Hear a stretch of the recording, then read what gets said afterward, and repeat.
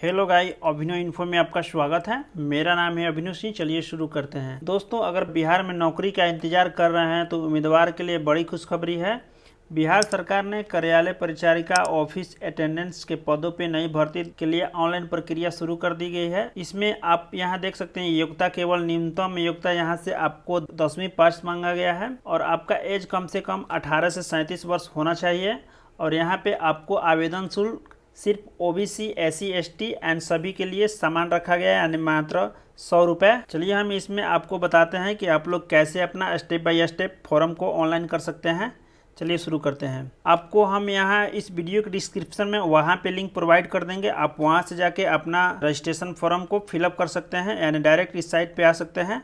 चलिए शुरू करते हैं। सबसे पहले हम यहाँ तो अपना क्रोम ब्राउज़र ओपन कर लेंगे और ओपन करने के बाद आपको यहाँ पे Bihar staff selection commission search कर लेना है। और सर्च करने के बाद यहाँ से आपको कुछ इस प्रकार का डैशबोर्ड ओपन हो जाएगा और ओपन होने के बाद आपको स्क्रॉल करते हुए नीचे चले जाना है। और नीचे जाने के बाद यहाँ पे आप देख सकते हैं क्लिक हियर टू रजिस्ट्रेशन, तो यहाँ पे आपको क्लिक कर देना है। जैसे ही यहाँ पे क्लिक कीजिएगा, क्लिक करने के बाद आपके सामने कुछ इस प्रकार का डैशबोर्ड ओपन होगा। आपसे यहाँ रजिस्ट्रेशन डिटेल के लिए पूछा जाएगा। यहाँ में रजिस्ट्रेशन डिटेल आप यहाँ देख सकते हैं। इस सेक्शन में आप नीचे में देख सकते हैं नेम ऑफ एप्लीकेंट। यहाँ पे आपको एप्लीकेंट का नाम फिल कर देना है और आपको एप्लीकेंट का नाम फिल करने के बाद आपसे जेंडर पूछा जाएगा। यहाँ से आप मेल, फीमेल, ट्रांसजेंडर आप जो भी हैं यहाँ से आप सिलेक्ट कर सकते हैं। और जेंडर सिलेक्ट करने के बाद आपसे पूछा जाएगा डोमिसाइल ऑफ बिहार, क्या आप बिहार के निवासी हैं? तो आप यहाँ पे यस कर सकते हैं, अन्यथा नो कर सकते हैं।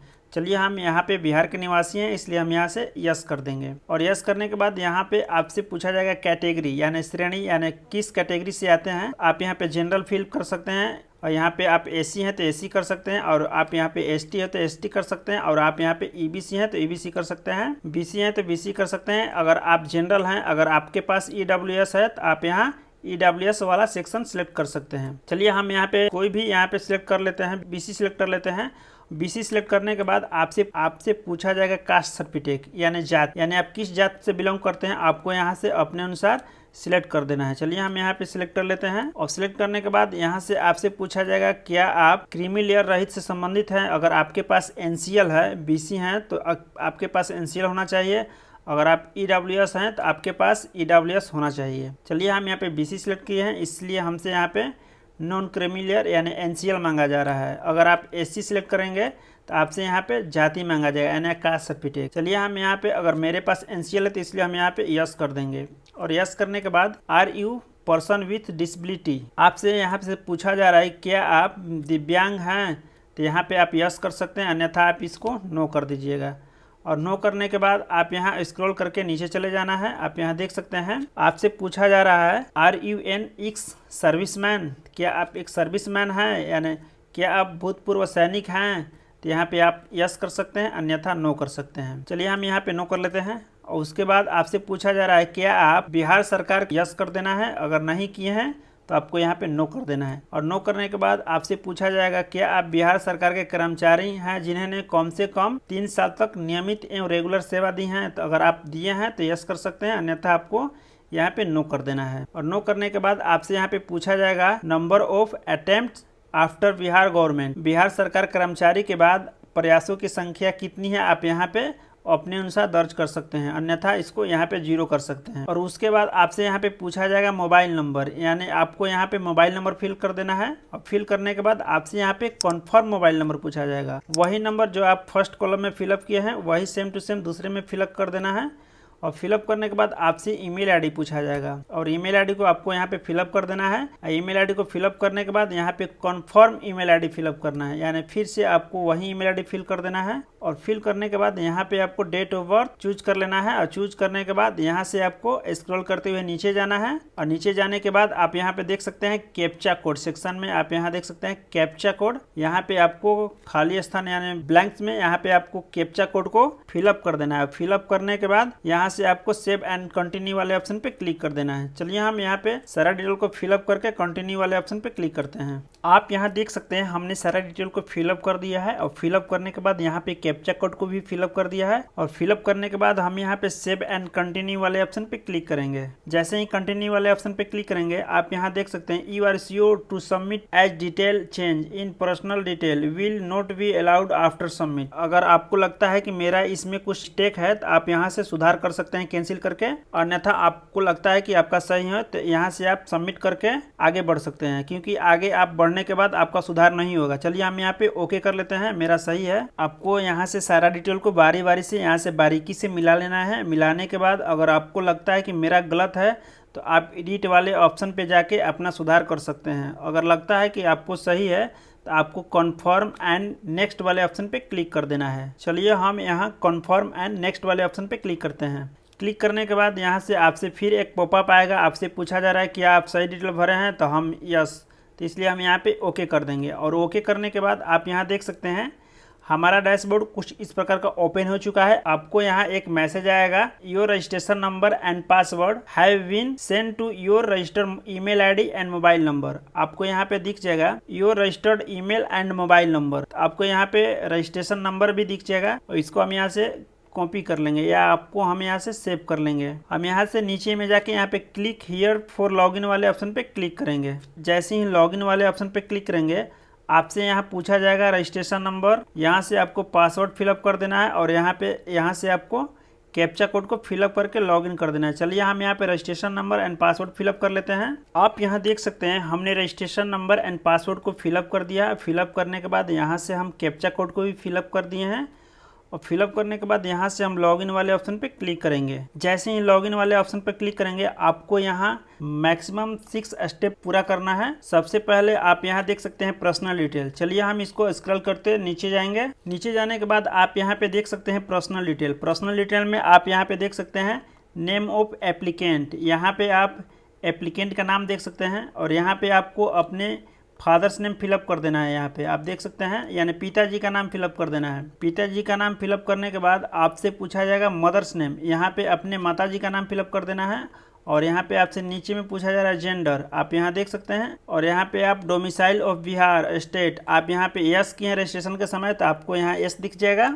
और यहाँ पे issue date of domicile certificate यहाँ पे आपको फिलअप कर देना है। Issue date of domicile certificate यानी स्थानीय निवास प्रमाण पत्र जारी करने की तिथि यहाँ पे फिलअप कर देना है, यानी जब आपका निवास जारी हुआ है आपको यहाँ पे फिलअप कर देना है। और फिलअप करने के बाद आपसे यहाँ से पूछा जाएगा issue number of domicile certificate यानी स्थायी निवास प्रमाण पत्र संख्या यहाँ पे फिलअप कर देना है। और फिलअप करने के बाद यहाँ पे आपसे पूछा जाएगा domicile certificate issue competent authority यानी स्थायी निवास प्रमाण पत्र जारी करने वाले पदाधिकारी, यानी कौन से पदाधिकारी आप जारी किए हैं, आरओ, सीओ, एसडीओ, डीएम, आप यहाँ से कोई भी सिलेक्ट कर सकते हैं। और यहाँ पे सिलेक्ट करने के बाद यहाँ से आप देख सकते हैं कैटेगरी, यहाँ पे आपको पहले से ही फिलअप हो जाएगा।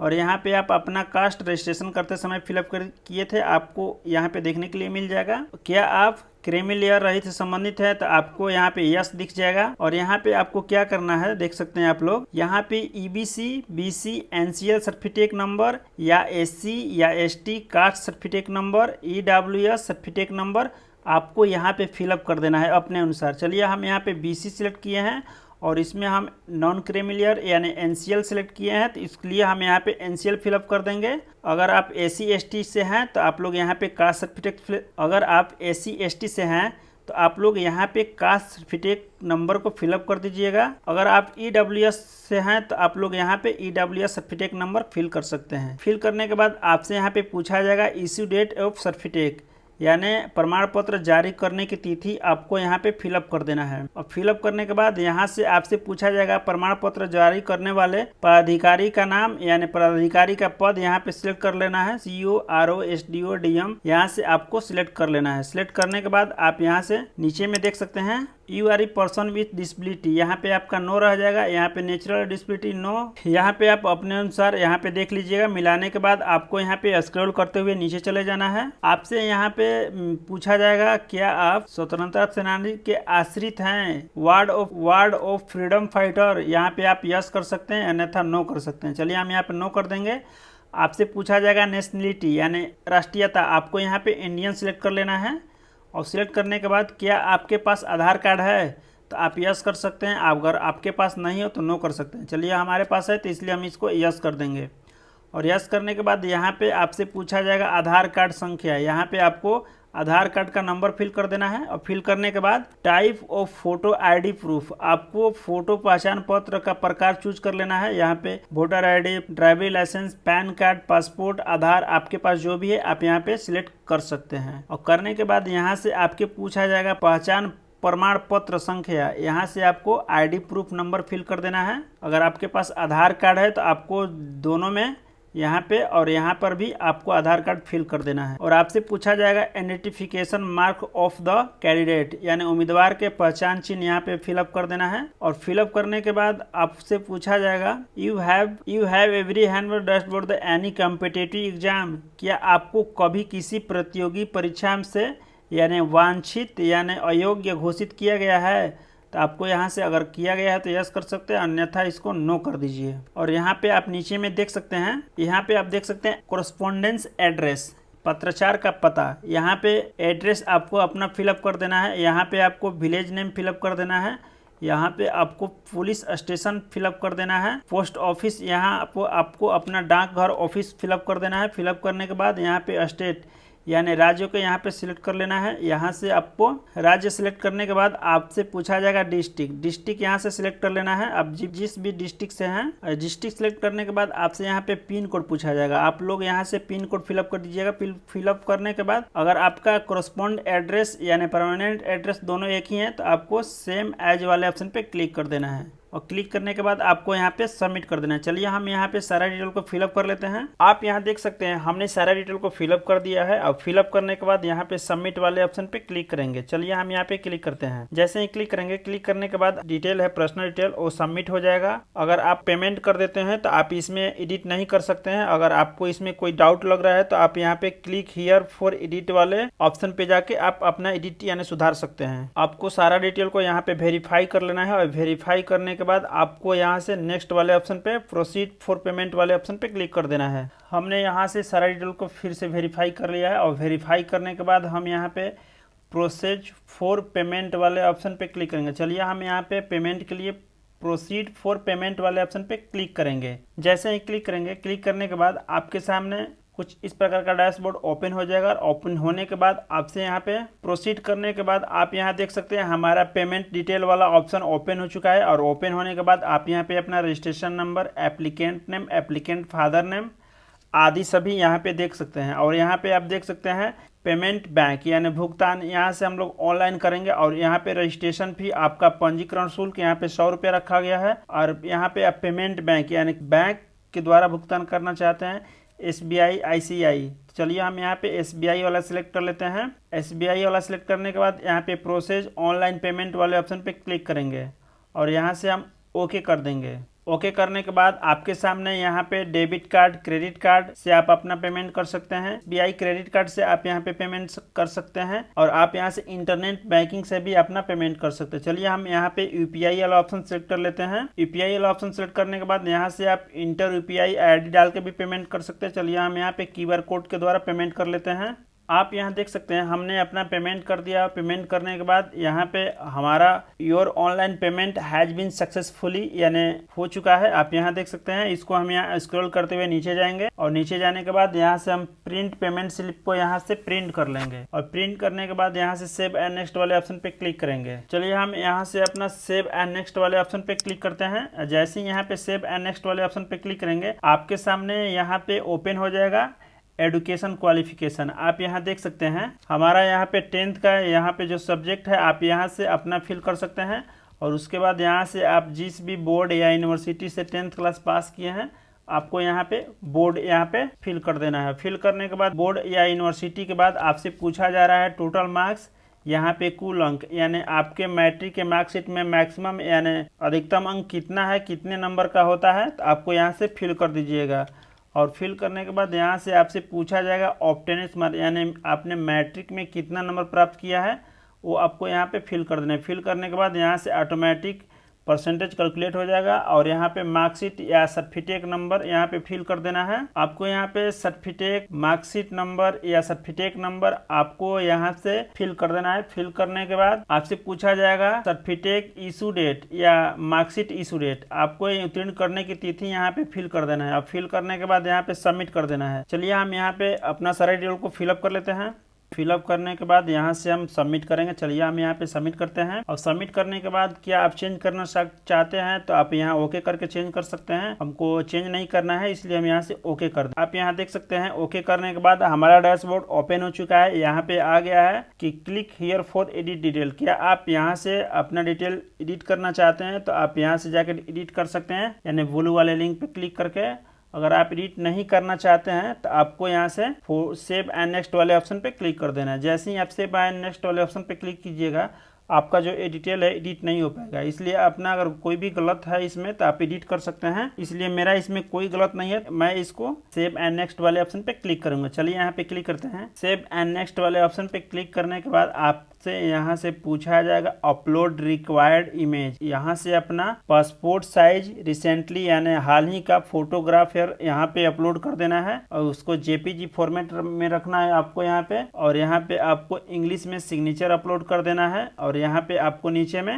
हिंदी में आपको यहाँ पे सिग्नेचर अपलोड कर देना है। चलिए हम यहाँ पे अपना इमेज एंड सिग्नेचर अपलोड कर लेते हैं 20 से 50 KB के बीच में। और उसका आप यहाँ पे विड्थ एंड हाइट यहाँ पे देख सकते हैं। इसके अनुसार यहाँ से हम अपलोड कर लेंगे। यहाँ पे फोटो अपलोड करने के बाद आपसे यहाँ से पूछा जाएगा अपलोड इंग्लिश सिग्नेचर, वो भी 10 KB से लेके 20 KB के बीच में। चलिए हम यहाँ पे इंग्लिश सिग्नेचर अपलोड कर लेते हैं। अपलोड करने के बाद यहाँ से आपसे पूछा जा रहा है हिंदी सिग्नेचर और आप यहाँ से अपना हिंदी सिग्नेचर अपलोड करके सबमिट कर दीजिएगा। यहाँ से आपसे पूछा जा रहा है photo must be JPG file और ओनली वन अलाउड। यहाँ से आपसे पूछा जा रहा है कि आपको सिर्फ जेपीजी में अपलोड करना है। चलिए हम इसको जेपीजी में कन्वर्ट कर लेते हैं। आप यहाँ देख सकते हैं हमने अपना इमेज को जेपीजी में कन्वर्ट करके यहाँ पे अपलोड कर दिए हैं और करने के बाद यहाँ से हम सबमिट वाले ऑप्शन पे क्लिक करेंगे। इस वीडियो के डिस्क्रिप्शन में हम वहाँ पे लिंक प्रोवाइड कर दिए हैं कि आप अपना कैसे फोटो एंड सिग्नेचर को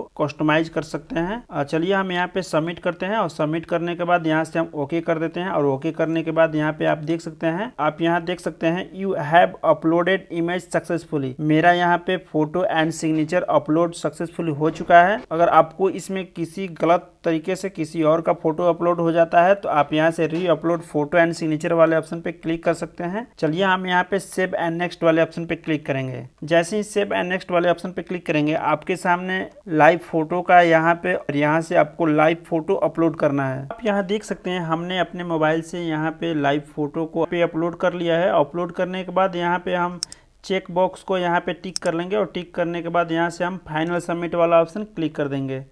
और जैसे ही क्लिक करेंगे, क्लिक करने के बाद आपसे पूछा जाएगा क्या आप अपना एडिट करना चाहते हैं, तो आप लोग यहाँ से जाके अपना फिर से लाइव फोटो ले सकते हैं। चलिए हम इसको यहाँ से हमको एडिट नहीं करना है तो इसलिए हम यहाँ पे फाइनल सबमिट वाले ऑप्शन पे क्लिक करेंगे। यहाँ पे ओके करने के बाद आप देख सकते हैं हमारा एप्लीकेशन सक्सेसफुली सबमिट हो चुका है और आपके सामने यहाँ पे print payment slip, print application, यहाँ पे लॉग आउट। यहाँ पे हम चलिए प्रिंट एप्लीकेशन स्लिप पे क्लिक करके अपना हम PDF को इसमें सेव कर लेते हैं और सेव करने के बाद यहाँ से हम क्लोज कर देंगे। आप यहाँ देख सकते हैं कि इस वीडियो में हमने कैसे आसान तरीकों से अपना फॉर्म को फिलअप कर दिए हैं। आशा करते हैं कि आप सभी को यह वीडियो पसंद आया होगा, तो इस चैनल को सब्सक्राइब कर दीजिए, शेयर कर दीजिए। मिलते हैं नेक्स्ट वीडियो में, तब तक के लिए जय हिंद।